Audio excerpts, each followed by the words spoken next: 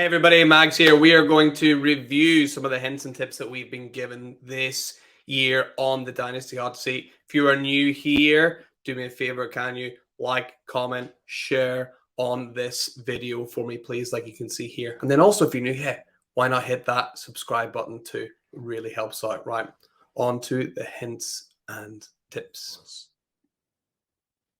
Yeah. So I got a few different ones that I had thought of when I saw this.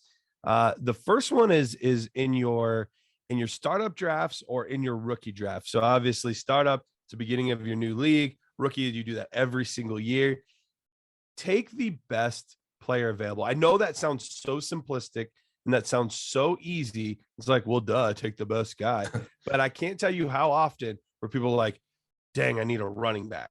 And all of a sudden they're drafting, if it was in this draft class, all of a sudden they're drafting Dameon Pierce over Garrett Wilson, and you're like, no, take the best player that's on the board. Don't worry about your needs. You can always, and that's the beauty of Dynasty, you can always make trades later. So as tempting as it is, and as, you see your running backs and you see how few you have or your tight ends and see how sparse it is, just take the best players on the board and then trade later to fill in depth, to trade later to fill in your needs. It's tempting to do it the other way around, but I promise you, you'll be much better off if you don't. Yeah, absolutely. We're kind of coming all the way full circle back to, the first episode, which I did on my own. That was my very first tip as well. Just, the season starts eventually, and these players will be, who's got the most value whenever the season will start, So you're right. You take the best player there, the one that you can maybe trade with later and make your team even better. So yeah, absolutely love it. And you're right. It may seem obvious, but man, sometimes the obvious thing is the best thing.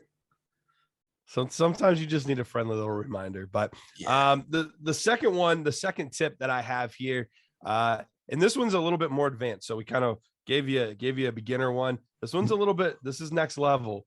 But I highly, highly recommend two things for people as far as coming to your rookie drafts. One, try to get your hands on all 22 tape. Now, I know that sounds easier said than done, but all 22 tape is almost a necessity in order to really be able to see the whole field. And we have it at Dynasty Nerds. You can get it for $3 a month. Like, come join us. It'd be great.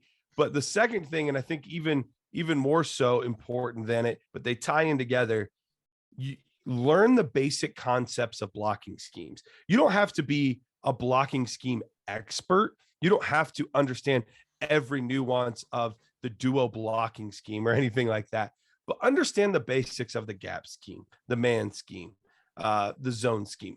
Just learn the basics of it, because specifically when you watch these running backs, people will say, this guy has great vision. Well, not really. That was how the play was designed, So if you can learn some of those nuances, you don't have to be an expert, but learn the basics. It'll go really far in helping you evaluate the running back position. Yeah, I love that as well. And, I can tell, from experience as a fully fledged Nerd Herd member myself, that film room is honestly, it's the best out there. It is a must have. And you're right, you guys sell all the time for the price of a cup of coffee. It really does, take things to the next level. And I love that about, especially understanding the running back. Some of the best advice you guys always give, which I always try and pick up on, is this player is, good in the pass blocking game. So they're probably going to end up on a roster. If they're on a roster, they got a chance. And at running back, sometimes you just need a chance, and that's it. 100% accurate. You know what I just realized? My daughter just recently turned 7, and there was a reflection in my Jerry Rice thing here of her 7 balloon that's floating around.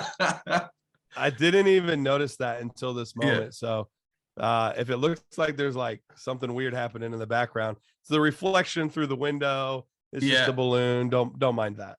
Yeah, there's no one creeping up in your house or anything. I don't think so. Yeah. Hopefully not. Yeah, I think we're good. Cool.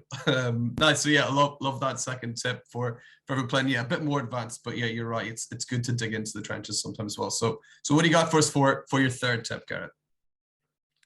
All right, the third tip is one that can work for anyone in any league, whether it's Dynasty, redraft, best ball, whatever. Know your league mates. Know your league mates. The more you can learn about your league mates, the better, because there's certain guys that have certain tendencies in their drafts or in their trades. So this is more on the game theory side of things, but there's some guys that love getting young quarterbacks. You know, they want to scoop up all the young quarterbacks in every draft they can. Well, sometimes you can use that to your advantage. Or, you know, a guy that is a diehard, whatever, you know, fill in the blank team. He loves the Minnesota Vikings. He loves the Green Bay Packers. He loves whatever. Use that to your advantage. There are guys that always want rookies. You know, they want as many rookie picks and draft picks as they can. Sometimes you can use that to your advantage. So learn as much as you can about your league and your league makes. And it can be tough if it's a brand new league where you don't know anybody and you just got started up. That's all right. Go to their Twitter profiles then. Go talk to them, chat it up with them. You know, ask some other people in the league, whatever you got to do, but start learning information about people in your league, because the more you know their tendencies, the more you know those little details about them, the better you'll be able to take advantage in certain trades, drafts, and things like that. Yeah, I love that. That's kind of why, this whole segment 1 is called, the art of war, because it's all about knowing your enemy. It's a tip, that comes up all the time. You got to know who you're playing with. I've had some sneaky people on here saying sometimes they will ask little questions, like in the league, like true or false one. Sometimes people will put up polls, like just to figure out what people are up to. So just like, poke and prod and try and figure out what's going on. So, I absolutely love those 3 hints and tips. Thank you so much for watching today's video. Remember, like this video, leave a comment if you want, and subscribe to the channel. These videos are going to be coming thick and fast, so you don't want to miss anything. So that's it for today. In the meantime, keep yourselves, keep your teams lit. We'll see you next time.